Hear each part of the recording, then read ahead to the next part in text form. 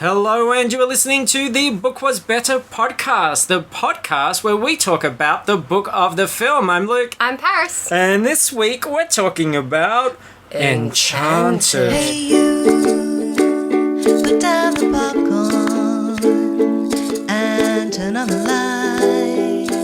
It's gonna be alright, my friend.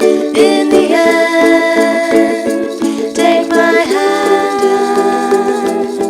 Trust me, the book was better. I don't know how I say the title of this one. Do I say Enchanted or do I say fancy. Enchanted? Well, I go for Regal. I'm torn between two worlds. I guess, well, maybe being Australia Day, we'll go Enchanted. Enchanted. Yeah. Enchanted. It is Australia Day. Look, I'm feeling very enchanted to have your presence here. Thank you so much for public holiday. And here we are. Other people are absolutely pissed off their tits right now for Australia Day. Well, I think as a pale, pasty, vegetarian, not big on alcohol person, it's not a big day for me. Not a big day, yeah. You've never, not racist, don't love fireworks, all those things that are making Australians proud out there, wearing their Australian flags. But we are delivering a new Book Was Better, Enchanted. You picked this one, I think, out of a short list that I gave you. We were hoping a different book would turn up, but that'll happen later on. But Enchanted, the Disney classic from, what year is it? Like 2004, 6, 7? I think it's 7. 7? Yeah. I think you're right, it is 7. Yeah, it feels longer time ago. Yeah. I thought, I don't know, it's weird because I think 2007 and I'm like, oh, that's not too bad. And then I was like, how old was I then? I was 14. Yeah, I was 44. So, big difference. I actually saw this. Did you see it at the cinema when it came out? No, I watched it for the first time for this. Oh, really? Yeah. And it's weird because I think, I don't know why I never seen it because I feel like I'm exactly the target audience. Yeah. Grew up on these stories, these Disney fantasies and that sort of thing, but yeah, I don't know about that. I saw it with my sisters who were probably around 14 at the time. I went and saw it with them and and I was like, okay, yep, Amy Adams is charming. I kind of got it. It had its moments, but I'm not the target audience, clearly. But I had a really interesting sort of experience. I read the book and then I went back to the film. And what you're going to find here is I'm quite harsh on it because I'm reading the book and I'm thinking when you just see things written on the page and you don't have music and visuals and tone and everything and it's just this happened, this happened, this happened, you're like, what a lot of shit. No, it didn't. That's nonsense. It's pretty bare bones. Yeah, and you think, no one acts like this. This is ridiculous. But then when you see the film, especially because the film starts off animated, you're like, oh, yeah, no, that makes sense. An animated character would do that. But I think this book doesn't really sell that difference. Yeah. So that's kind of where I'm coming from. And this is the weirdest thing, I think, is Disney didn't do the animation for those animated sequences I read. It does look like it. Yeah, but it's the people that did, the Curious George movie, which is kind of, redundant, right? He's a monkey, of course he's curious. So I always feel like it's a little bit of a knockoff. Yeah. Well, I think the original script was, R-rated, right? Apparently, yeah. I can dig that. I reckon they should do it. The film's got a harder edge even than the book. I mean, there are some adult jokes in there and then some sort of slightly sexual things which are all stripped completely out of the book because this is the junior novel. It's written by Jasmine Jones, who was the author of other classics as Coach Carter, Spider-Man 3, the junior novel. Now, I believe we have done that before on one of these shows and it's a particularly interesting one because remember Spider-Man 3 has two villains. Yes. Which are Sandman and Venom. Wiped it from my memory. That book has an ending, but Sandman's character does not. Just sort of disappears from it. No resolution. Is that the eyeliner one or is that 2? It's the eyeliner one. Yeah. Yeah. It's the one that's has two villains, but spends more time singing and dancing and crying. Yeah. Yeah. Spider-Man sings, dances, cries. A Night at the Museum, Battle of the Smithsonian, To the Rescue, I can read book 2. I don't think I was thinking, we've done a night at the museum, but I don't think we've done night at the museum, Battle of the Smithsonian, to the rescue, parentheses, I can read book 2, close parentheses. Lizzie McGuire, Mirror Mirror, book 14, the junior novel. You got a lot of colons and hashtags and punctuation in here. Cheetah Girls, the junior novel. I've never even heard of Cheetah Girls. It's some bad Disney show. Okay. Yeah. Well, we do actually do a lot of Disney on The Book Was Better. Yeah. I'm drawn to them. So even when we're making fun of them, I think that shows Disney like doing interesting things. And this is the new one that I want to do for the next Book Was Better TV special episode. That's So Raven, Queen of Hearts, #18, junior novel. I'm really excited about that one. Have you ever looked at something and just thought, oh, God, that's so Raven? I think that book, if she can't even get through the title, like, wording it properly, I'm curious to see what the actual words on the inside say as well. I think that's her word count. Yeah, I think that's at least half of it just in the title. All right, look, let's get to the beginning. We've got a lot to unpack here, a lot to unravel of this new spin on the classic fairy tale. And don't you find whenever someone does a new spin on a classic fairy tale, everything always works out the exact same as a classic fairy tale? Yeah, there was some glimmers of hope in this, so I was like, "Ooh, that could be interesting," and then they just nosedived. And went, nope. It's like Shrek. Shrek's like, we're going to turn everything you know upside down until the last act. I don't like Shrek. Once upon a time in a magical kingdom known as Andalasia, there lived an evil queen named Nerissa. Selfish and cruel, she lived in fear that one day her stepson, Edward, would marry and she would lose her throne forever. And so she did all in her power to prevent the prince from ever meeting the one special maiden with whom he would share true love's kiss. That's actually pretty much like the first paragraph, chapter bit. And I was thinking already, is she really evil? Because there are certainly a lot of self-interested, controlling people out there in the world, but I don't know if they're really evil. Like, she's not Hitler as far as we know here. Yeah, I think if you're gonna set it up as an evil queen and like we're gonna be against her, the kingdom shouldn't be beautiful and everyone seems happy. Like, they say it's a magical kingdom, like it should be a shitty kingdom. Yeah, like we've got to get this tyrant out of here because we can't live like this any longer. Except everybody is incredibly happy. Yeah. And satisfied. I can see where she's coming from. The streets are clean. I also think this true love's kiss thing is very vague to me. I kind of feel like I'd want a little bit more out of a marriage. Marriage is a big step. Yeah, definitely. I think that's just a little tame. And this continues. Deep in the woods of Andalasia, there lived a beautiful young maiden. I can't read today. We're gonna have to start reading junior novels. Named Gazelle. Probably not Giselle. I say Giselle. Giselle. Yeah, because a gazelle's a bird, right? Gazelle's a like an antelope thing. Oh. Yeah, in the savannah, lions eat them. And they jump around. Giselle. Interesting. Pure of heart and bright of spirit, she enchanted all who knew her. Bam! Title in the book already. While there were not many people so deep in the woods, Giselle was never alone. She had plenty of animal friends to keep her company. And like anyone who met Giselle, the animals loved her dearly. So Giselle spent her days singing and dancing with no reason to ever be sad or angry. It was the perfect life for a perfect maiden. And look, at least the queen has goals. You know, this is the entire book so far. Queen's evil, we're bagging on her, but she's got a very clear idea of wanting to maintain this beautiful, peaceful kingdom and not letting, like, a singer-dancer take over. I mean, yes, she's pretty, but looks fade. Yeah, and I think... I know that's hard to believe coming from me, a 39-year-old man that looks as I do, but it's the truth.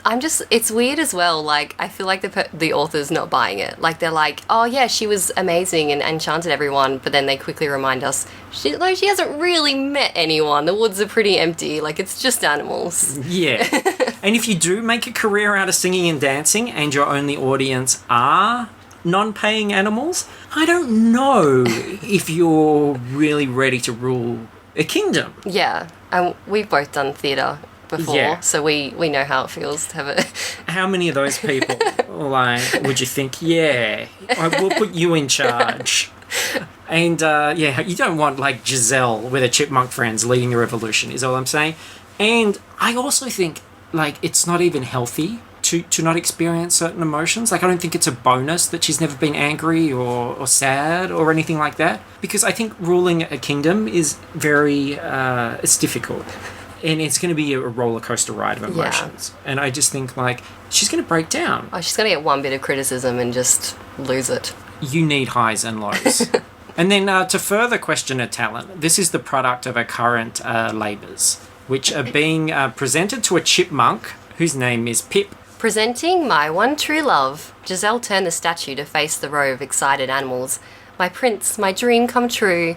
Pip stood back to get a good look at the statue and held back a groan. Art this was not. A bird's nest made up of the prince's hair, nuts for ears. I wonder if he had ears for nuts. And a body made of twigs. Pip paused before admitting, if that's your dream, you might want to think about it and you might want to think about going back to bed. Oh, classic. So, yeah, we can't blame this so-called evil queen for not wanting a position taken away by someone like this. I wonder if this is editorialising or an early script, but what I noticed when I watched the movie, Pip doesn't say that. If that's your dream, you might want to think about going back to bed. That sick burn about the quality of her makeshift prince that she has made just doesn't appear in the... It's probably a good thing, because it's probably an unpopular opinion, but I don't like the sassy creature like friend that seems to pop up in a lot of kids' movies. Like, they're just really... I'm over them. The low point for me is probably the Eddie Murphy dragon. Yeah. Which then is the Eddie Murphy donkey. Again, that's the same character. Yeah.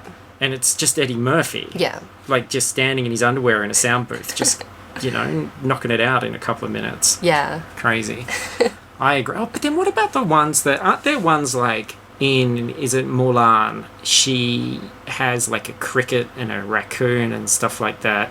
And they don't even do anything. They don't even talk. Oh, really? Yeah, they're just there. They just hang around. I like it's not Disney, but in Swan Princess, I think John Cleese is like one of them, like a puffin or something. He's good. Yeah. He's good. I like that. A puffin. Yeah, I don't know if that's the name or that's his name. And I just love that. Like, that is the perfect example of how they do this. They go, all right, we've got this person. They're in like this country. They're this character. We've got an American accent, and then their sidekick is a warthog or it's a sloth. They just pick a random animal, and it's voiced by Whoopi Goldberg. Done. Wait, turned it into a whole film with Garfield. Yeah, pretty much. It's like just, random selection. They just put a whole lot of different creatures and actors on balls and pull them out. Also, art this was not. I thought, why not just put that on the front of the book? Perfect. I'll write my Amazon review. I always love to see as well how a novelisation handles songs in a musical. And this is a pretty light musical. There's maybe about 4 or 5 songs throughout. This novelisation really quickly sweeps the music under the rug. So as Giselle began to sing about true love, the creatures got to work. Giselle needed her kiss. Done. Solved. No lyrics printed. Nothing. I feel like, again, the author just didn't want to commit to having any opinions. Like, they didn't want to be like, and it was a beautiful singer, so they're just like, no mention of how good quality the singing is or how good the song is. It's just, she sung a song. Which makes it even more suspicious, doesn't it? Because we know that's her only ability. That's the only thing she does, and we don't even have any gauge of whether it's good or not. So, meanwhile, Prince Edward and his valet Nathaniel, they've captured a troll, and... This is the problem. Like I said, the book cannot get across at all that these are actually these sort of tongue-in-cheek, fun riffs on animated movies and that they are actual animated segments. So in the film, when you're watching it, he's kind of like, is quite charming and funny. He's got this sort of like Gaston sort of vibe about him. Whereas on the written page, I just think he's kind of a prick. Yeah. And Edward hears Giselle singing, and it turns out that troll hunting was really just a ploy to keep his boner in check, to keep him focused and not drifting to the siren call of pretty girls in the woods. It's a pretty dumb plan. Like, going out and travelling and saving people to stop him from meeting women. Like, and he turns out to be so dumb, I think they could have just, given him a room with some colouring in books and he would have been set. Yeah, if she was really evil, she probably just would have, chemically castrated him or something, you know? There's all sorts of things she could have done. It's all pretty tame so far. Oh, pooh, Nathaniel sighed. This isn't good. All these years of troll chasing, trying to keep him from ever meeting a girl. Oh, the Queen, she's not going to like this. No, and not just her. So Edward runs towards Giselle. His dick is basically like a divining rod at this point, and Nathaniel frees the troll to stop him. But the troll decides he'd rather have the girl as well. You shall not prevail, foul troll, Prince Edward called. That maiden is mine. Why aren't Tumblr up in arms about Enchanted here? Just don't, to all the men who are listening, this, from a woman, this isn't romantic. No. I've had my fair share of being followed by creepy people. Yep. And if an attractive man came up running behind and was like, nope, she's mine, I'd be running twice as fast. It is a red flag. Yeah. I think he's definitely a creeper. And he's just heard your voice as well. And look, that's not an invitation to you listeners who are just hearing Paris's voice, okay? Not yours. Get all right? out of here. Yeah, creepers, back in the woods with you. Back to your trolls. There are a lot of trolls out there, Paris. Oh. So after a cartoonish chase, which I feel dumb for writing that now because you watch the movie, it is a cartoon. The troll is ricocheted into oblivion by a branch. That bugged the shit out of me. I don't want to get into the science of Enchanted. I'm never one of those guys. But it's a pretty small branch and a pretty big troll. Yeah. Giselle falls out of a tree into the prince's arms, who, remember, she has never met before in her life. Oh my gosh, Giselle said breathlessly, for the prince's blue eyes were sparkling into her own. They were just like the polished stones in the bird's nest prince statue. Her heart hammered in her chest. It's you. Yes, it's me, Prince Edward smiled. And you are? Giselle. Giselle! We shall be married in the morning, the prince announced. There was no doubt about it. Prince Edward and Giselle had found true love. And you will have my baby in you by sunset. Yes, definitely more like Giselle, am I right, you guys? I was thinking when I saw this, I was like, trying to think of, wouldn't it be funny if the first person you sort of had a moment like this with, you ended up marrying straight away. So I was like, I wonder what my high school boyfriend is doing. And just for fun. And then I accidentally sent him a friend request on Facebook. Oh, well, yeah. So I didn't realise until I saw the button that was like cancel, and I was like, cancel what? But he has a handlebar moustache and he's a bouncer, so okay. I'm glad I sort of didn't go with the fairy tale sort of theme on that one. You can hang on to the handlebars while you're bouncing. Well, when I was, my first kiss, I was 12, I think. No, 11. And it was at a holiday daycare camp, and it was this girl who I was in my second last year of primary school, and she was in her last year of primary school, and she was amazing. She was just stunning. You should look her up and see what she's doing now. I don't remember her name. I don't know her surname. I remember her first name. But yeah, and she had grape Hubba Bubba in her mouth. So I always associate that. That's pretty cute. Yeah. I don't know if it was love's true kiss, though. Jury is out. But again, in a cartoon, this very quick engagement, it actually works in the film. You want that cartoon to be moving at that pace. Mm. But in a book, I don't know, in my head, I'm imagining real people. The book never says that it's a cartoon. Yeah. So, and for real people, it's pretty gross. So understandably, the Queen is wicked pissed. Who wouldn't be? Especially when Giselle turns up at the castle the very next day in a wedding dress, being trailed by a bunch of animals. This is chaos. It's my dream wedding. And desperate times do lead to desperate measures, so the Queen disguises herself. The last oh my was because an old hag had just stepped in front of Giselle. "Hello, my dear," the hag said in a creaky voice. "What a lovely bride." "That's very kind of you," Giselle said uncertainly. She tried to step around the old woman, but the crone blocked her path. "Old Granny has a wedding gift for you, child." Giselle cleared her throat. She was fairly certain that she didn't want whatever the old woman had to offer. Rude. Ageist and shallow. Yeah. It's like this woman offers nothing of value because she's old and unattractive. Like, not being attractive is the worst crime Yeah. in this particular story. It's like, did you ever see that reality show True Beauty? No. Okay, so I feel like the Queen was doing a True Beauty on her. Basically, it was a fake modelling competition. Yeah. But they would have secret tasks where like someone would be outside crying, and but they'd be running late, and whoever actually stopped to help the person, and if you were like a bad person, you got kicked out of the show. That's like straight out of mythology. It's amazing. Isn't it? So good. And then the like goat turned into Zeus and was like, "Well, you shall be rewarded for your kind." It's called True Beauty. Yeah. If I can find that online, that's what I'm doing tonight, because that sounds fucking amazing. So good. True. And then they'd find, like, once they got kicked out, they would be told this is what the competition actually is, and they'd have to watch themselves being a horrible person. Oh, I love that. See, my pitch for a reality show has always been this idea that the contestants would come in and it would have a different name. Like, it would be called, like, you know, Wacky Crazy Dollars or something. And all the tasks would be, like, absolutely crazy, humiliating, stupid things. And then the winner, though, they would find out at the end that the show was really called Dignity. And the person who would, like, maintain their dignity throughout the most, who hadn't just done foolish things because a television producer said, "Do this foolish thing for, like, you know, $15. Yeah.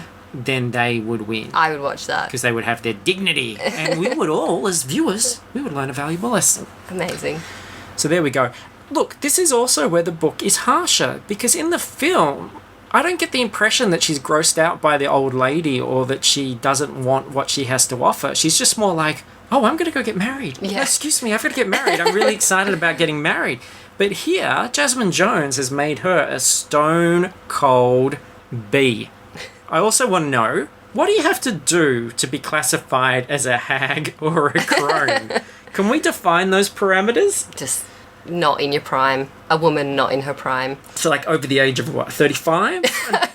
You're a crone? Yeah. You're a hag? Unless you're really beautiful, then you become like a madam. Yeah. But I just feel like she's kind of digging her own grave here, because she's not going to be young and beautiful forever. And I think old people can share wisdom. They've got experience.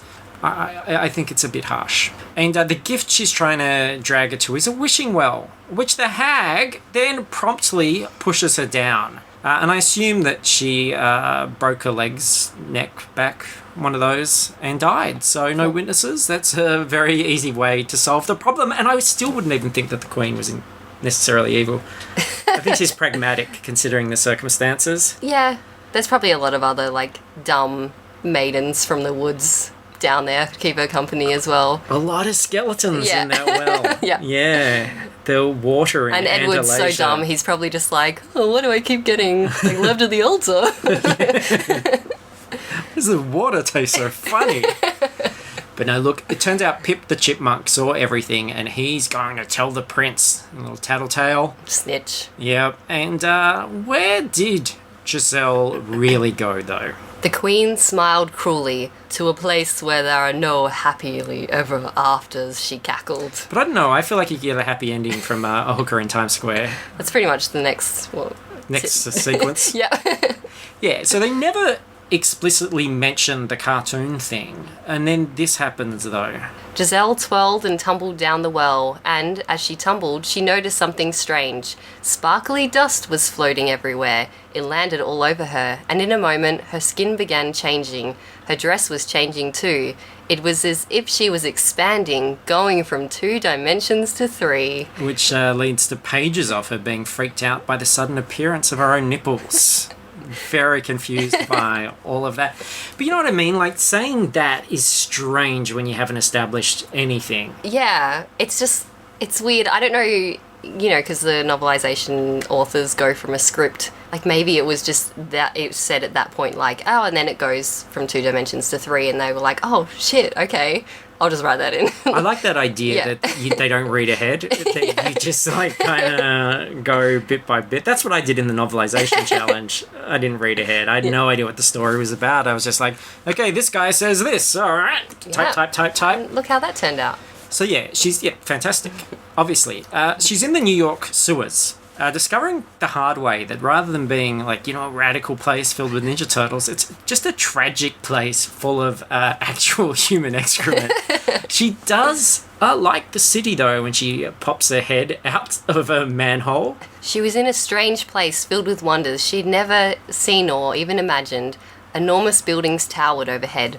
Boxes with moving images flashed from boards posted high above, and bright lights beamed all around her. Yellow vehicles that moved without horses whizzed past, and there were people everywhere. And unlike in her animated Disney World, some of them were black. Crazy. She must have just been absolutely confuzzled. And there were cigarettes, there was graffiti, panhandlers, hobos, pools of urine, clouds of pollution, the occasional syringe, chalk outlines of bullet-riddled bodies. I've always said, like, every time I watch New York in a film, I just think, God, what a best city in the world. Yeah. What a beautiful place. What a different film this would be if she popped up somewhere like New Zealand or just like Scotland, and she was like, oh, this is nice. This is pretty much the exact same as where I left. God, she's lucky she didn't turn up in Detroit or something like that. God, you never would have seen her again. And we know, because we've watched films before, we're going to see some pretty classic fish out of water antics here as she searches for the castle in a sea of rude, abusive people. She mistakes one particularly rude dude for Grumpy. And there's Itchy and Bitey and Stinky and Cracky and Touchy-Feely and Stabby. They're all here in the whole gang's there. The streets of New York. And actually, though, to be fair, I started to rag on New York, and the book itself doesn't even pretend that New York is pretty. This is Jasmine Jones' idea of New York. The streets were littered with rubbish. Ugly shops lined the footpath. Giselle felt as dingy as the street itself. Her once pristine white dress was streaked with dirt, and the elaborate hairdo her furry friends had fashioned for the wedding was about to tumble. If there's a comic con in town, she'll get to meet some new furry friends. Oh, and she's so naive. Like, I just think she would just go off and that would just be it. That's probably like the 2016 version of this film. If it was a reboot, she like walks into Comic-Con and like is like, oh, I'm at home here. And then she sees the furries and they're like dressed as Chip and Dale and stuff. And she's like, oh, hello. And they're like particularly yiffy, and it all goes to pot. More shots at the elderly and unattractive here. Slowly, the filthy old man opened his mouth in a wide, snaggly, rotted grin. Giselle gulped hard, and of course, this guy, true New Yorker, steals her tiara, buggers off with it, self chasing after him. Actually, speaking of, you don't see many Enchanted cosplays, do you? I don't know if... Yeah, no, I don't think I have. I read in the trivia that Disney was going to put her into the pantheon of Disney princesses, but then decided that they didn't want to pay for the lifelong rights to Amy Adams' likeness. I guess maybe that's it. Like, it's easy to dress up as a cartoon character because you can make them look like you, but if you don't look like Amy Adams, you're kind of stuck. But I think that's weird. Like, how many lifelong license rights have they just bought for something like Star Wars, or Marvel or whatever? I just think it's so weird that they went, nope, not paying for that, Amy. I'm sorry. Like, I reckon if, I, and the listeners pulled together some funds, we could get Amy Adams' lifelong likeness rights. The things you could do with it. How hard could it be? I know. Holy crap. Things we could make. Now a total change of scenery and pace. We switch to... Across town in one of New York's most prominent law firms, a handsome young divorce attorney named Robert Phillip was trapped in his office. His eyes drifted lazily from one side of the table to the other, watching disinterestedly as a couple negotiated the terms of their divorce. Again, look at the values here. There's an emphasis placed on attractiveness. Youth, he was a young, handsome divorce attorney. And we also, just like her, is terrible at his job. He's got a dumb name too. Robert Phillip. Bob Phil. Bob Phillip. It's not a charming, like, you don't see that name and go like, oh, okay, so he's the guy. He's the Prince Charming fella. Never trust someone with 2 first names. And he's, totally dismissing the couple's problems that he's being paid to solve. And in fact, he leaves their disagreement in order to go and pick up his 6-year-old daughter, Morgan. This is the phase of the book where we're really just snowballing and gathering characters. Robert was off to tell his daughter that he wanted to ask Nancy, his girlfriend, to marry him. Robert thought his relationship with Nancy was smart and practical, just the way he liked it. Yeah, I don't understand how any of this is happening, why it's happening. It's all very, very strange. I think they try and get us to... It's like they want us to not like Nancy as well, but then also not make her like a villain, which is a weird grey area for something for children. Like, so it's just like, oh, she's boring, so she doesn't deserve happiness. Like being smart and practical is a bad thing? Yeah. We want that sort of true love, wishy-washy kind of, Anyway, he's forcing his daughter to do karate, which she hates, and then he gifts her a book, and I thought this reaction was a little weird. This wasn't just any book. This wasn't a fairy tale like the one you're reading now, or an adventure, or a funny story about Morgan herself. No, this book was entitled Important Women of Our Time. It sounded very dreary to Morgan. Yeah, who wants to read a book about important women? So, this was the part when I saw this in the movie and I saw her like get that book. I was like, oh, like, well, this is interesting. Like, he's gonna like teach like Giselle about being a strong woman, or the girl was gonna teach her about it. And I got quite like, a little bit excited, and no. The girl's like, boring! Winds down the window, throws it out of the moving car. Yeah. Lands on a sleeping hobo, and he's like, oh, and he's about to pull it over him like a blanket, and then he looks at it, and he goes, oh, and throws it off. Like it's a shit. I don't know. To be fair, the chapter on Dita Von Teese is quite good.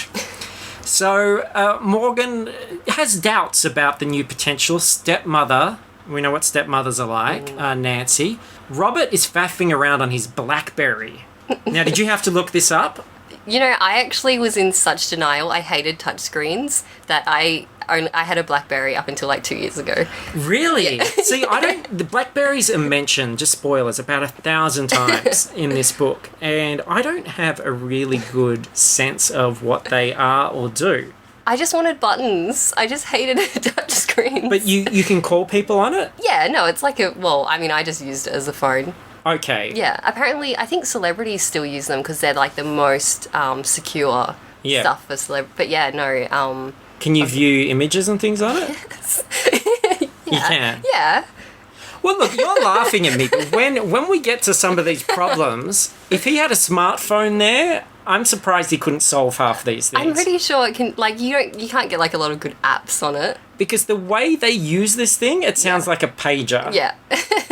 Like, there's no... So celebrities use it because they can, send nude pictures and stuff without it being, like, Probably. cracked. Yeah.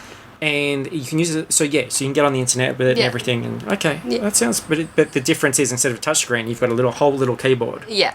Oh, that sounds pretty good. Yeah, for some reason thought my fingers were too fat for a touchscreen. I just could never do it. The worst thing is when you touch it and you don't... Like, it doesn't respond and you feel like you have no soul. I actually... Yeah, you think you're a ghost for a second. Yeah. No, I do it all the time. You worry about circulation.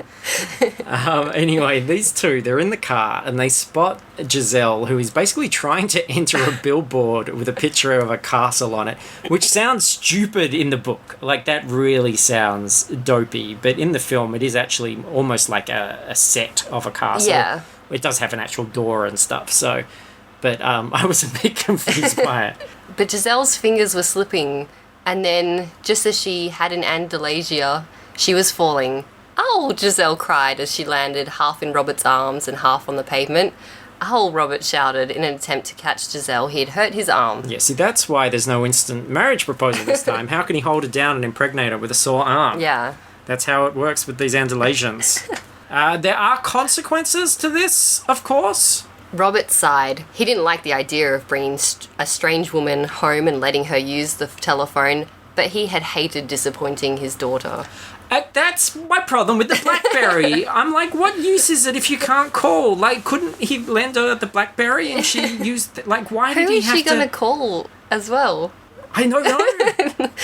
I just don't understand as well, like, the daughter's young enough, like, it's his job still as a father to be protecting her, like, and just being like, oh, I'd hate for her not to get robbed at gunpoint in her own home. Like, I don't want to be that kind of dad. Yeah, because you would assume that this is some kind of junkie. Yeah. Perhaps. But it's because she's beautiful. That's true. Beautiful people. God, we get away with everything, don't we? But yeah, I just thought that idea of having to take someone home, and I don't feel like they're like right around the corner from their house at this point either, in order to use the phone is counterproductive. Yeah, and it doesn't make sense. Especially when you got a BlackBerry. So it's like, I don't want you to touch my BlackBerry, but you can come around to my house. Which she basically, spoilers, the minute she gets in, she assumes squatters' rights. She like doesn't leave for about a year, something like that. I do love the fact though, and this is testament to those moments in the script, which I think are genuinely kind of funny. She's like, oh, I just need a place to spend the night, maybe a nearby meadow or a hollow tree. And I think she's going to fit in with New York's homeless. Absolutely fine. She's fine. He could have just left her out in the street. He could have pretended to throw a ball in the opposite direction and she would have been gone, and that's it. Get in the car. Yeah.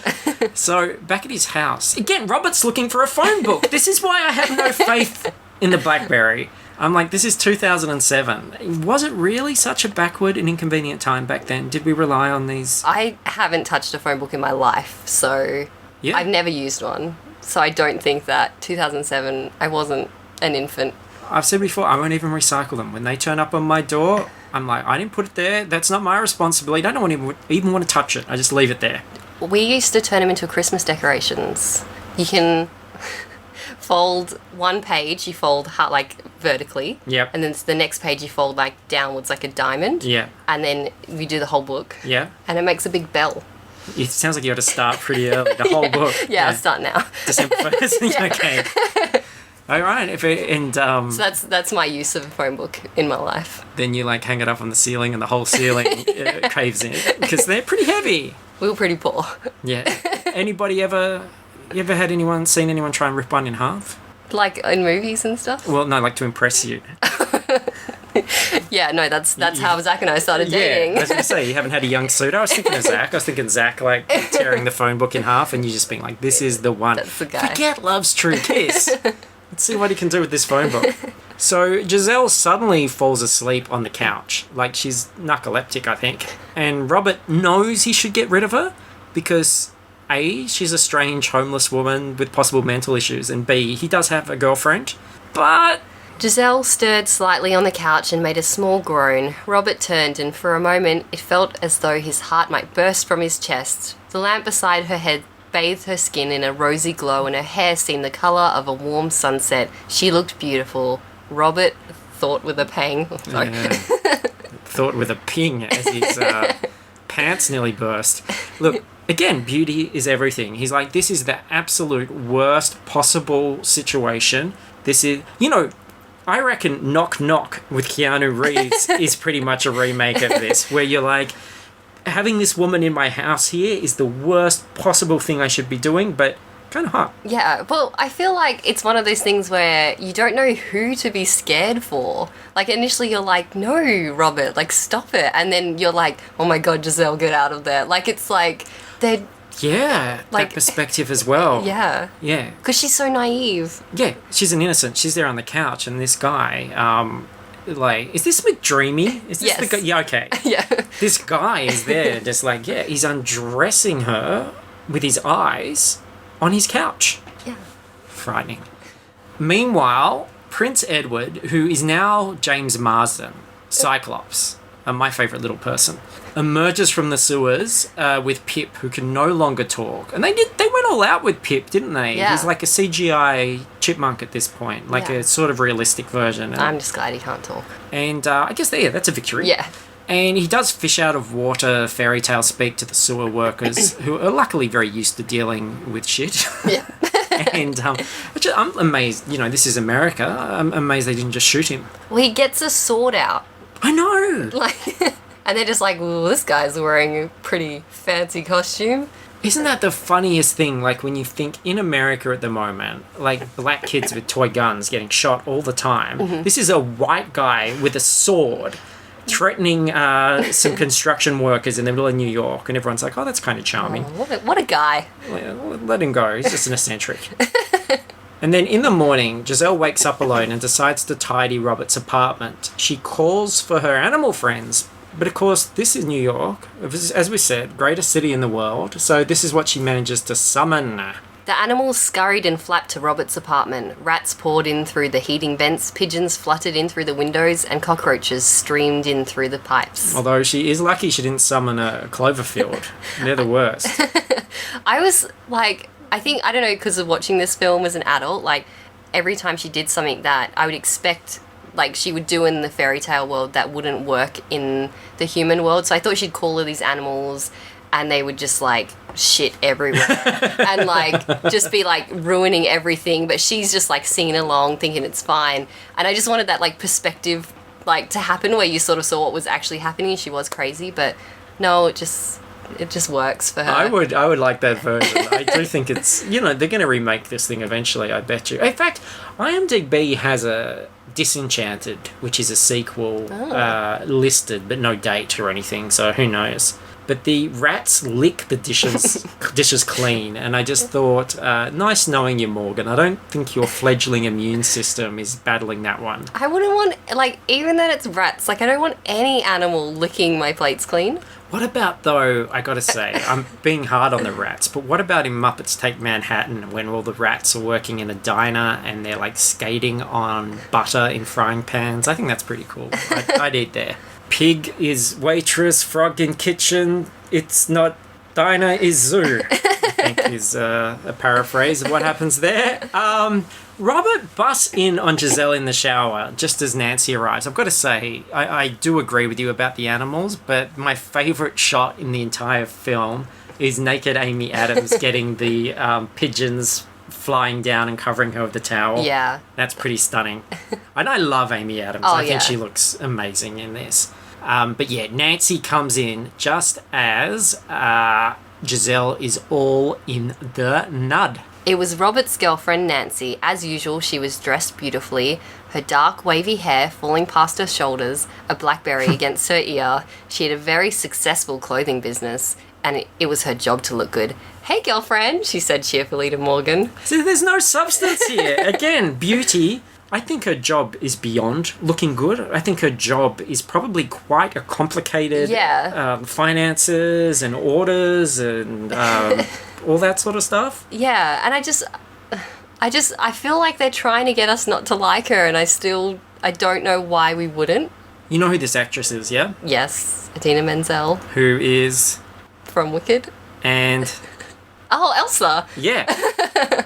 Only one that does not sing in this film. Yeah. Because I saw her and I was like, oh, like, she's going to be some sort of evil character or, like, we're going to get an awesome song from her.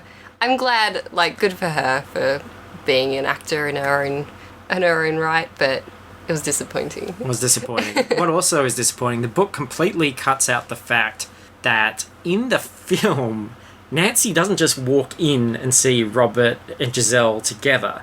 Giselle is wearing a towel and is straddling him on the floor when she comes in. It's a pretty easy... Like, I don't think she's jumping to conclusions. It's pretty clear what's going on. I mean, she assumes Robert is stoking the fire below, and she leaves in a total half. Robert is super pissed. He's extra pissed because Giselle has made a dress out of his curtains, which is rude. They've got curtains in Andalusia, surely. But look, forget all that shit. Edward, meanwhile, is fighting a bus. You've met your mouse. You've met a mouse, yes. You've met your match, foul, bellowing beast. I thought it was a hidden Mickey. Prince Edward was shouting at a crosstown bus, he and Pip were riding its roof as the vehicle turned onto 7th Avenue. With a mighty stroke, the prince stabbed his sword through the roof of the bus. Again, like almost stabbing people. Yeah. In the middle of the street, and it's kooky, charming, nobody worries. Do you notice in the film, and I had to rewind it and keep watching, it sounds when he's in the bus and they're telling him to get out, that someone on the street goes, "Get him the fuck down from there." Oh, really? But he doesn't. Someone said he says, "Get that punk down from there" or something, but he's got this really thick New York accent, and I thought it was fuck about 4 times. I had to Google it. I'm going to rewatch it. No, don't do that. It's not, no, Paris, come on. And valet Nathaniel has now gone down the well too, and he ushers Prince Edward away from all the chaos. So I'm pretty sure finally all our main characters are in play now, which means we can start skimming this thing. Meanwhile, Robert was dealing with his own drama. After getting Morgan to school, he headed to work. Unfortunately, Giselle had to come along. Yeah, that makes zero sense. Like, why? Tell me why she had to come along. There is no reason to bring... I can understand she's beautiful. Taking her home, keeping her at the house, letting her straddle you when she comes out of the shower. Yeah. Taking her to work is a complication that... Like, everything that happens from this point because of this... I have no sympathy for him. Like, why take her to work? Yeah. And this makes no sense either. Nathaniel goes to a delicatessen, puts on a chef hat. And again, if you were imagining that there's no cartoon elements to this, imagine this is just as it's read. "My dearest queen, I'm here," Nathaniel cried out, searching in vain for his beloved. Lifting the lid on a nearby pot of soup, he gasped. Queen Nerissa was staring right at him. "My goddess, my vision of loveliness." "Finally, I'm boiling in here," Nerissa screamed. So Suzanne Sarandon is in a pot of soup now. and it's not, like, at first I think, okay, yeah, it's a vision of her. Yeah. You know, she's communicating. This is Andalusian's mobile phone network. They're BlackBerry. But they're BlackBerry, yeah. But she's boiling in here, so it's hot in the soup. So I don't get it. It's some sort of soup Suzanne saucepan thing happening here. Suzanne ramen. So yeah, by that. And then the soup queen gives... I've heard of the ice queen, but the soup queen gives Nathaniel a poison apple so he can murder the shit out of Giselle. And again, I still think she's being really pragmatic considering what's going on here. Because surely she's breaking some sort of Andalusian code by going to the human world and... if she's going to murder her, just murder her straight away. Like, just sit in the tower. As soon as she walks in through the gates with all the animals for the wedding, just arrow. Yeah. Yeah. Use some magic to just kill her. But that narc, Pip, he sees all this again. And lucky he can't talk. Snitches get stitches in my book.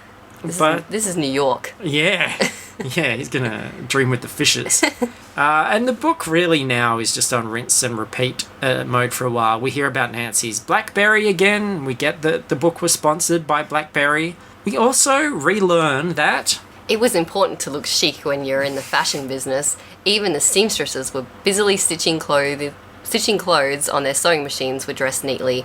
It was all part of the image. So what? I thought they would be brown-skinned 5-year-olds in filthy rags making Nancy's clothes. So who said that happily ever afters don't happen? That's true. And Giselle causes trouble at Robert's work because she cannot fathom a divorce. It's the worst thing she's ever heard of, which makes me feel like she needs to get onto 4chan immediately and switch her expectations around a little bit. And then we get the cleansing photo section.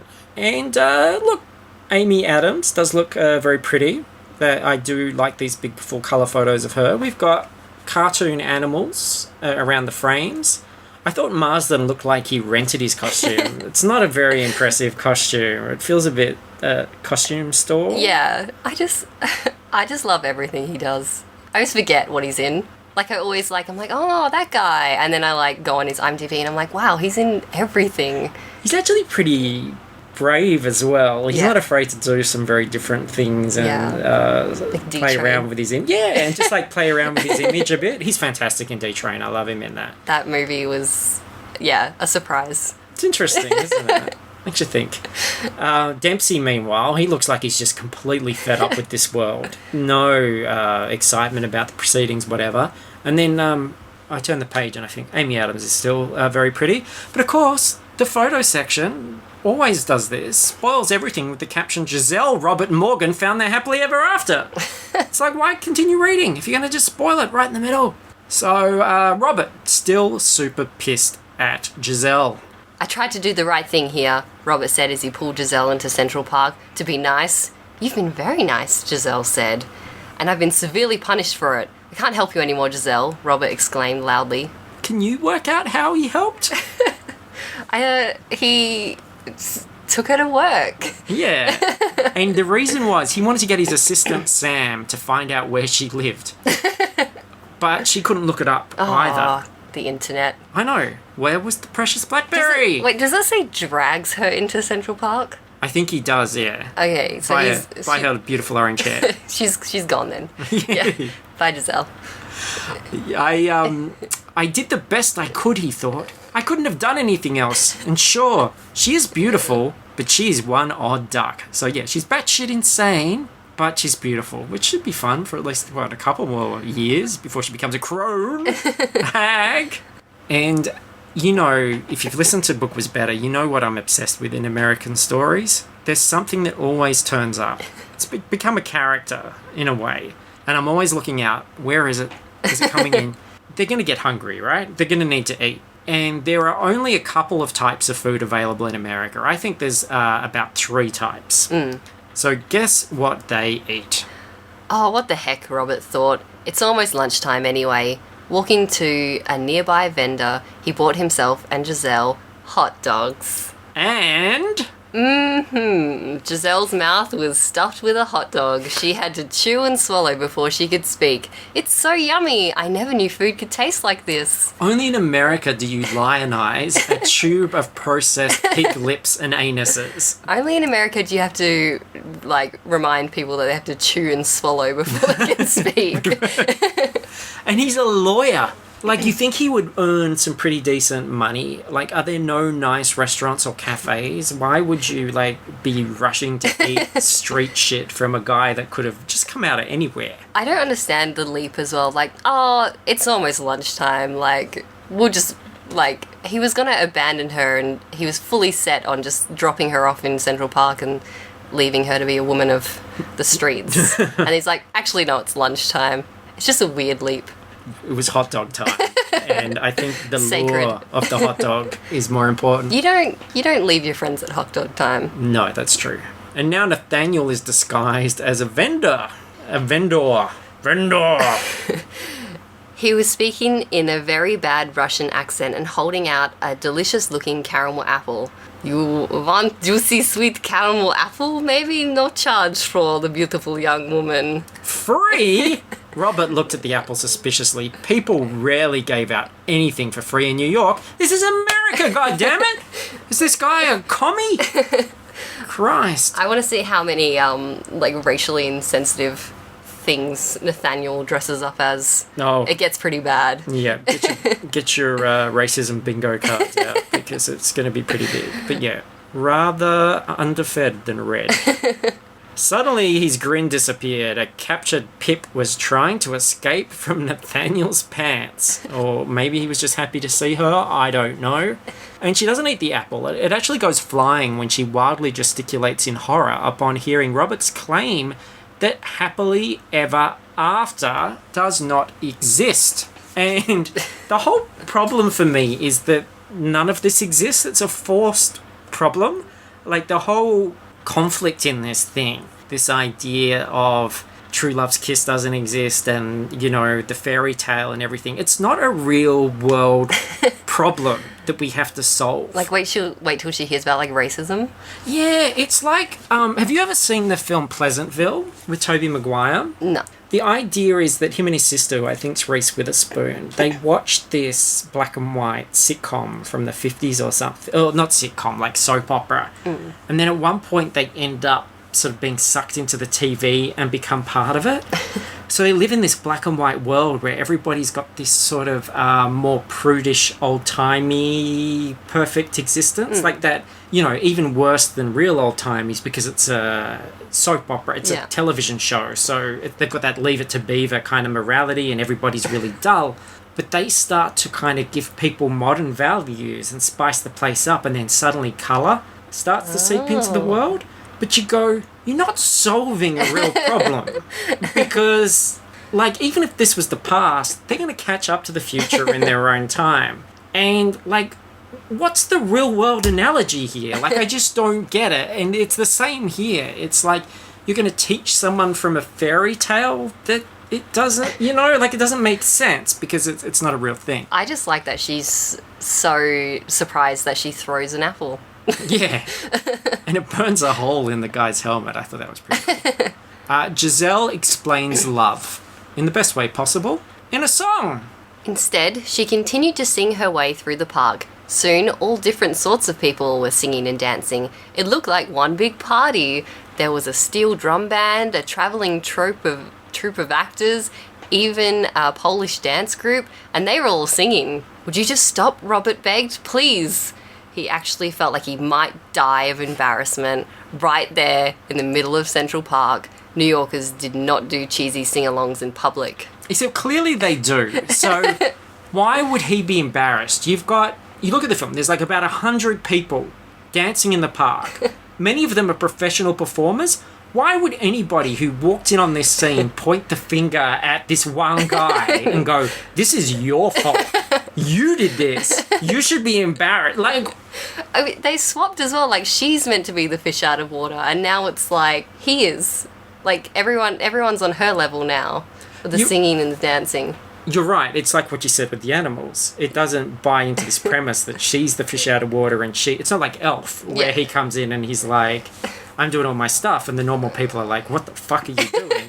She does all her stuff, and everyone except for the lawyer. Yeah. So she has this power to brainwash people and make them do her thing. Why isn't he being affected by that? Because it'd be really boring. Film. Yeah. Be shorter film. Shorter book. Feel we reach a really unique turning point here, because you know how I was talking about at the beginning in the animated segment, when you read it just on the page, you go, these people are acting in a way that no human ever would act. But then you watch the film and you go, oh, they're animated, they're archetypes. That's fine. From this point onwards, I feel like every human acts in a far less realistic way than even the cartoon characters did. Yeah. Like, logic just flies away with the pigeons and things get very, very strange. The song ends and Giselle gets some birds to send Nancy flowers. So the birds pick up this big, like, it was a heart-shaped flower wreath, and also some, like, golden tickets to the King and Queen's ball. Yes. And they fly off to find Nancy.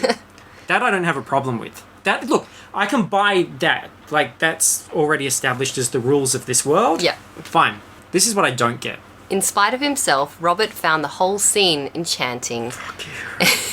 His BlackBerry rang with a chirp. Robert clicked on it. Robert? Nancy's voice was breathless. I love the flowers. So she found a hot, naked redhead staying over at his house last night. She actually found him, like, being straddled by her naked body. But, oh, he sent flowers. This is another tip. Yeah, this is another thing. Like, guys, this won't work. This isn't gonna happen. If this happens, that's it. Like, if I found that scene, no. Like, it just... Flowers won't do it. No. Not even tickets to the royal ball. Yeah. Like, she forgives him very, very quickly considering what she walked in on. And then, it was one thing to take the strange, mentally handicapped hobo woman to your own work. He then takes her to Nancy's work. So, he got caught with her, sent Nancy flowers, and then brings this woman to Nancy's place of employment while she's trying to get shit done.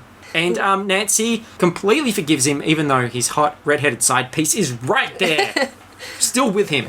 Before he could go on, Nancy held up a hand. If you say nothing happened, then nothing happened. I trust you. Did she not see the photo section? They're going to live happily ever after. It's not past tense either. Like, it's happening. Like, it's still happening. Right there in front of her. like, is the amazing Amy Adams. Crazy. Meanwhile, in a different part of the city, Giselle let out a giggle.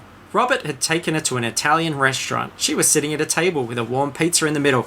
If we get a hamburger, we will have tried all of America's 3 foods. Well, I was going to say that's rare, but it's probably not actually. No, most books will hit all the bases. I think that's it. Like, we've had first base, we've had second base. Are we going to get a home run? I don't know. We shall see. The whole plot about the grumpy lawyer feeling like dreams don't come true and that fantasy love doesn't match reality, and then he gets sort of won over by a fairy tale princess and learning that there is a happily ever after, is crazy because I think he's right. Yeah. Like, what point are we trying to prove? Yeah, like, there's nothing about what she says that's compelling and real world. And then he'd be out of a job as well. And plus, everything is so superficial that he's interested in. Like, there's no real connection that you just think this is going to end really poorly. So we shouldn't be telling people that it works the other way when it doesn't. You know, numbers don't lie. And he's a divorce lawyer, for Christ's sake. And then Nathaniel is disguised as a waiter trying to give her a... Do you want to try this one as well? All right. It's an apple a martini, miss. Nathaniel said in a horrible fake Italian accent. Sure enough, there was a slice of red apple in the drink. Why don't the other staff notice him? Or does he have, like, weird brainwashing powers as well? In which case you would think this whole thing would be a lot easier. Maybe he just works there now. Like, that was the same kitchen. He was getting the boiled message from the Queen. All these jobs he's applied, he's done the interview, he's done the training. It's a lot to give somebody an apple. Like I said, there's probably a lot of girls who went down that well before, so it's probably like just been like, oh, I'm just going to leave from my restaurant job. Casual job, yeah. He works every 2 days a week. Just after the bodies go down and he comes up. Yeah. And I'm surprised that all the real Italians in the restaurant don't kick his ass for racial stereotyping. And it's got to be a slow news day because a reporter interviews Giselle about a chipmunk that may or may not have fallen into a pizza oven. We even find out that they've, like, got into the pizza oven and they found no chipmunk remains. I got the joke. Like, I just got what they were trying to do with that in the movie. Like, being a bit like, oh, this crazy thing happened in, like, a fake news thing. But they played it too real. Yeah. Like, they weren't poking fun at themselves. They were literally like, okay, now this serious thing happened, guys. And it's there to drive the plot as well because it's there to show Marsden that she's around in the city and make him get back onto the mission. Isn't at this point he's just like in some dingy motel and he's just obsessed with TV? Was that pretty much. Okay. Which he thinks is a magic mirror. Ah, okay. I just thought he just accepted life, you know, accepted the real world. He's on a vibrating bed. In the movie, he's on a vibrating bed the whole time. Every time it crossed back to him, without mentioning it. Like, I don't think he ever references it, but the bed underneath him is vibrating. I didn't notice that. Yeah. Because there was some bits where he, like, looks at the TV and I was like, that's weird. Like, just the things he's watching and how into it he is. Yeah. That adds another layer. And it is feeling rushed now as we head towards the end, but I think that's reasonable that we rush through too. I think that supports your idea that they write it as they go along because they go, oh, I've got my word count nearly nailed now. I'm just going to just run through the finish line. She's still staying at Robert's house for some inexplicable reason, and then finally Prince Edward rocks up to the apartment. He's suddenly able to find her due to what Jasmine Jones describes as his hunting skills. Like sniffing the air. Yeah, he's got a scent. He's certainly been able to succeed where blackberries have failed. And the reunion, though, in Jasmine Jones's text is very anticlimactic, I thought. Before she could respond, Morgan led Edward into the living room. Giselle, he cried, beaming at her. He had never felt happier. There was nothing Edward liked more than a successful quest. Unless it was killing trolls, of course.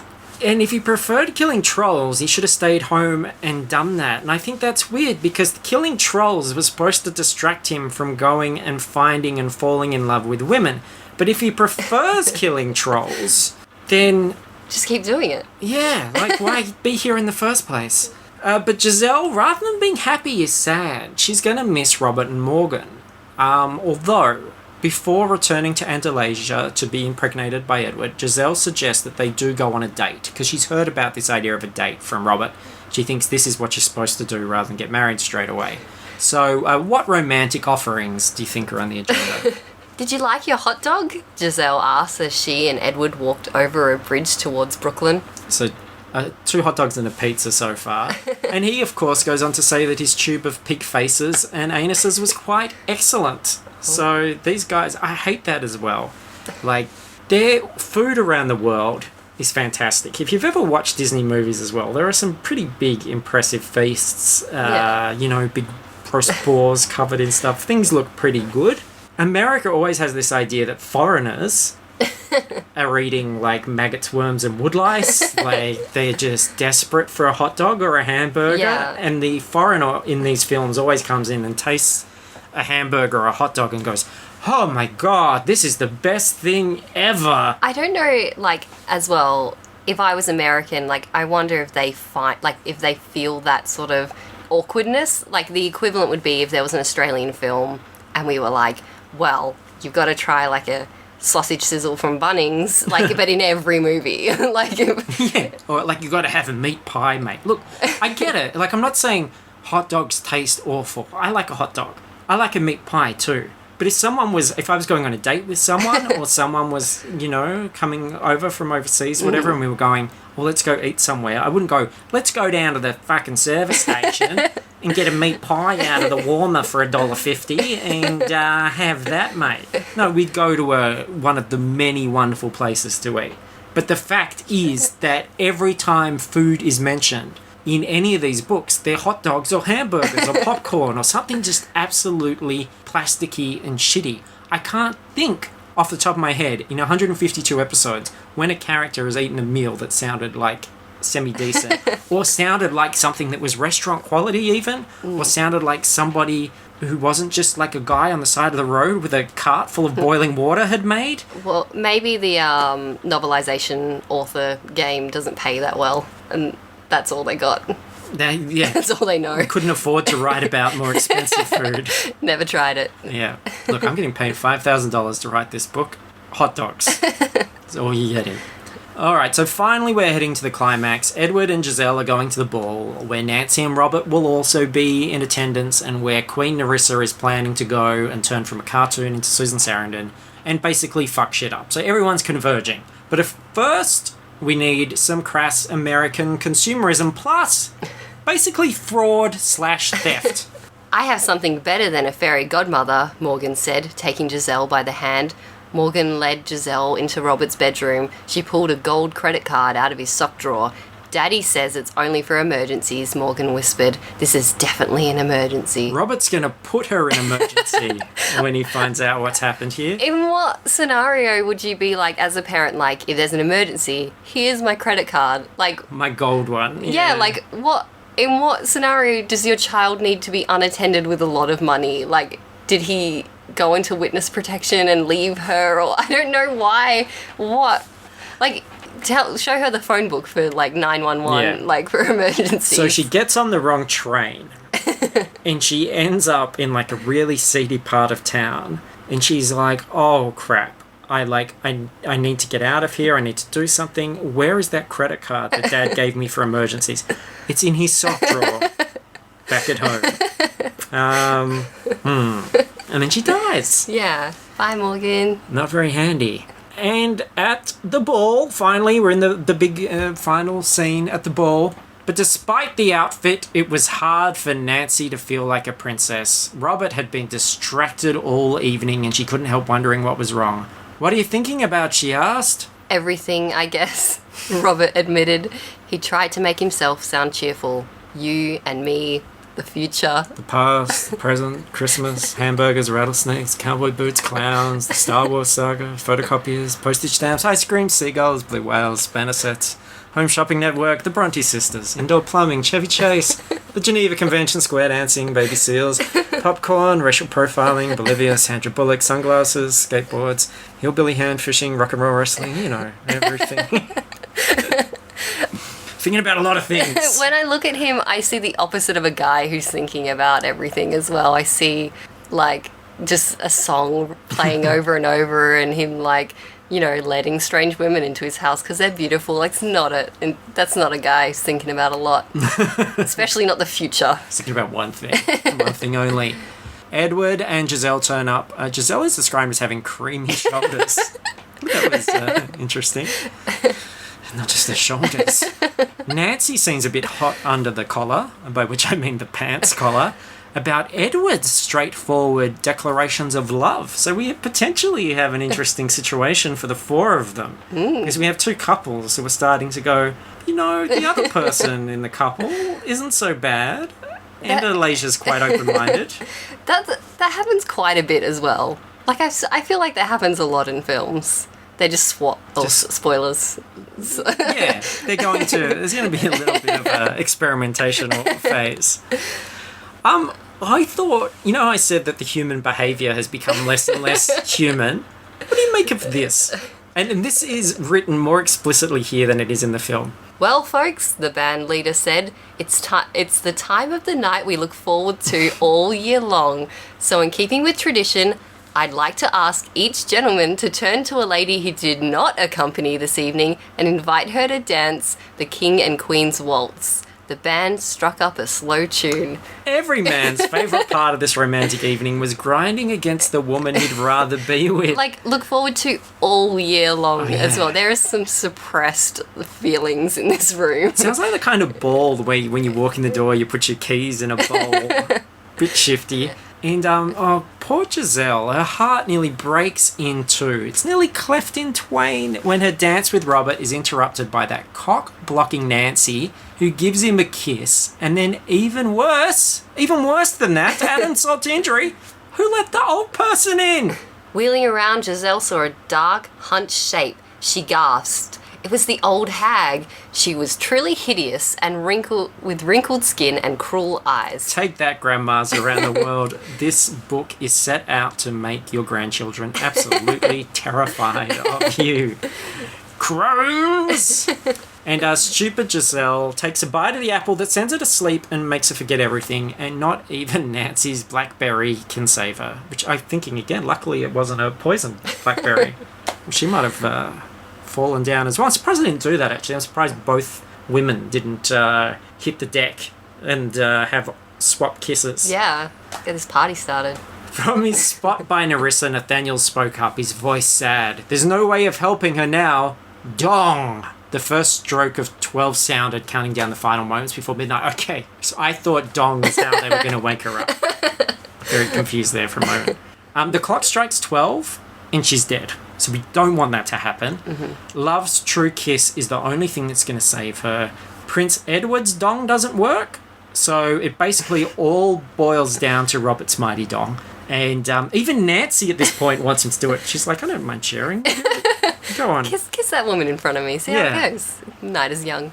She looked so beautiful. In that moment, he realised without a shadow of a doubt that she was his true love. That the racing heart wasn't nerves, but pure adoration. Slowly, he leaned forward. So this doesn't subvert anything in your mind, does it? I mean, it wasn't the one we thought it was, but I feel like this is at least the third movie I can think of, just off the top of my head, like Frozen and Maleficent, which is about the kiss or the true love solving the problem. Yeah. And they've all got slight variations on that. Yeah. But doesn't that become a cliche itself? It's a little bit, yeah. And every time people are like, ooh, edgy. So wouldn't it be great if it was just that simple? Just going around, I don't know. When I was young, I went around kissing a lot of people. I never had that moment where I went, oh yeah, wedding bells. So Giselle's pinks? Her pinks turn cheek, I've written there. Definitely feel something in her pinks and her cheeks. And she wakes up. But the Queen is not done. As the guests watched, Nerissa stretched and grew, twisting and writhing. Green smoke clouded around her. When it slowly parted, it revealed a scaly body, talons, and a slithering tail. The beautiful queen had become a ferocious beast. And they never use the word dragon in the book. It's beast the whole time. They never say dragon once in regard to the queen, who clearly turns into a dragon. Maybe another thing they just wasn't in the script. Didn't know they had the budget. Yeah, but then you think, like, what did they think? Like, oh, maybe Susan Sarandon will, like, turn into a big ape or something, so we better keep it vague. Stick some scales on it. And the Beast taunts Giselle with gender stereotypes. He's right, the Beast taunted. Playing the hero can be quite dangerous. You might chip a nail. The beast-tailed cracked like a whip. Giselle rolled away just in time. Or get a ladder in your stockings. That's weird, because she's a woman. Yes. Like, why would you be mean to... Well, I don't live in Giselle world, but I don't understand why you would say sexist things to someone of the same gender. It's funny, because I certainly remember there definitely was that time where, oh, you might chip a nail, or I've chipped a nail, was that kind of line that you heard in TV and movies. Yeah. In an unironic way.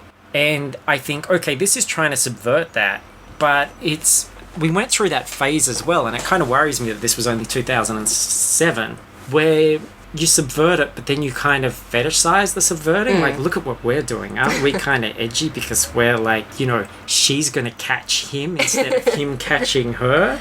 And I just find that so, like, cloying and unsophisticated. Like, just turning that on its head and then being, like, shit-eating grin proud of yourself for doing it doesn't mean you've necessarily created a really strong, interesting female especially role. where you're gonna like shit all over the women, the interesting women of history or important. Yes. Like, because they do show Giselle reading that. Yeah. But I don't think she really learned a lot from it. I think she throws it out the window. Yeah. Yeah. Turns it into a dress. And then the Beast falls off the building. As we said, Robert falls into Giselle's arms. Oh, everything's topsy-turvy. Is it upside down, Dave? And meanwhile, Edward and Nancy... Prince Edward was having similar thoughts. Nancy is brave and beautiful, he thought, and I could see that her heart is kind. Perhaps she is meant to be my princess. Looking deep into her eyes, Edward saw love flash. And he had his answer. That's a garbage truck you can hear outside, by the way. I think it's come to collect this book now that we're just wrapping it up. So Edward and Nancy. So look at this. I mean, how lucky was this when you just completely, in front of your partner, go off with this other person and declare your love? And the two remaining people... I think this is really positive. There's too many times when people get hung up, they get hurt, they write angry things on the line, they get vengeful. These two just look at each other and go, well, we could do that. Yeah. Or we could hook up. So they hook up. Yeah. And it's weird because, like, it's meant to be this whole, I guess, like, Giselle becomes a strong woman, but Nancy always was. And then she's like, oh, no, actually, I just want to get married. Yeah, and he's like, oh, yeah, she's pretty hot. Yeah. And she's like, well, he kind of, like, says what he thinks and is pretty forward and, it's not complicated. Yeah. And I wouldn't mind being a cartoon. Yeah. So they do what any new couple would do at this juncture. They dive into the sewer together. It'd be a shame if the portal had closed up, wouldn't it? He'd be like, come with me. And why does she even go along with it? She doesn't know this sewer thing. She's not initiated on this. Christ. Please, like, young girls... If you're watching Enchanted for the first time, don't think that if a man tries to drag you into the sewer that it's a romantic thing. It's not. It's bad news. All right, the ending. We're here. We made it. This is the end. And as for Giselle and Robert, their life was just as enchanting. They were married and stayed in New York City. Giselle took over Nancy's old studio, renaming it Andalasia Fashions. A name that alienated the existing customer base and a name which nobody could remember. And so they were bankrupt in 3 months. I just think that, like, what else did she just suddenly inherit? She, like, inherited Nancy's house and her underwear drawer. And went, well, she's in the sewer now. It's such a weird, like... The two women with jobs in this thing have both designed dresses. Like, I thought that she could be a great marriage counsellor. Well, she was better at it like that than he was. Yeah. Like, but it's not how the world works. You don't just take over someone's fashion. No, and then just expect it to, like, carry... Look, running a business is a very, very difficult thing.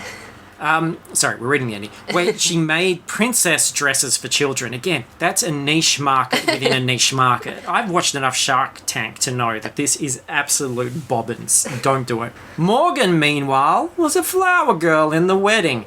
And even better, she now got to go shopping with her new mother whenever she wanted. Okay, sure.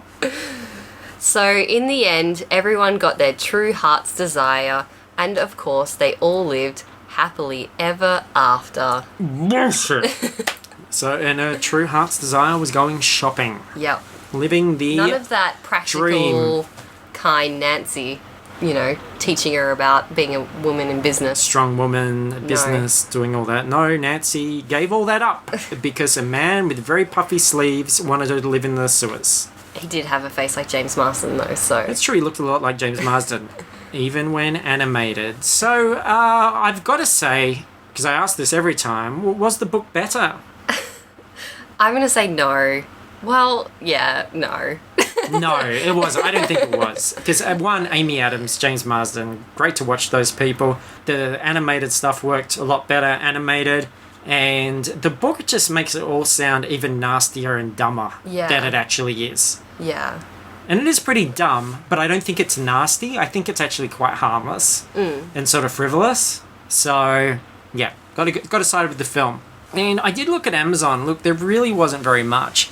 But I did like this one, or at least I thought this was something that maybe you could help me understand. This is called Be Careful by Mrs. Connor. My daughter loves the story itself, however, beware of the type of font that is used in this book. It is very hard to read the font, so please preview it before you buy it. She didn't finish this book because she had a hard time trying to figure out what the letters were. They are almost like Roman numerals and letters. Now, I do have a physical copy of this book. I think it's like Arial, maybe.